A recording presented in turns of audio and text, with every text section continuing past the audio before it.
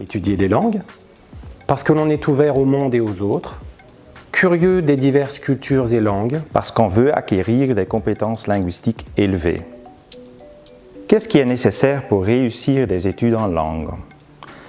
Il vaut mieux avoir un bac général en poche, de bons résultats pour le français et les langues, une bonne culture générale, le goût de la lecture, une curiosité pour l'actualité et s'intéresser à des aspects plus précis des langues, cultures et sociétés comme l'histoire, la géographie et l'économie.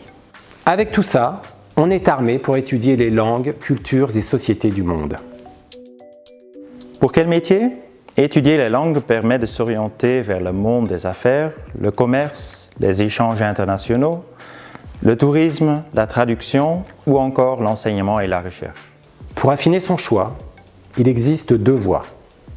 LEA, langues étrangères appliquées, ou LLCER, langues, littératures et cultures étrangères ou régionales.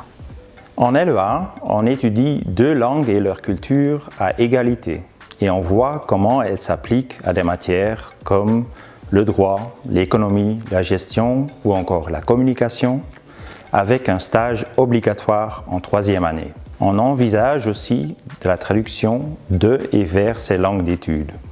Tout cela dans la perspective d'un master tourisme, affaires, commerce, coopération internationale ou traduction spécialisée. En LLCER, on se concentre sur une langue. Littérature, histoire, actualité. On se penche sur le fonctionnement de la langue et l'on traduit de et vers sa langue d'étude.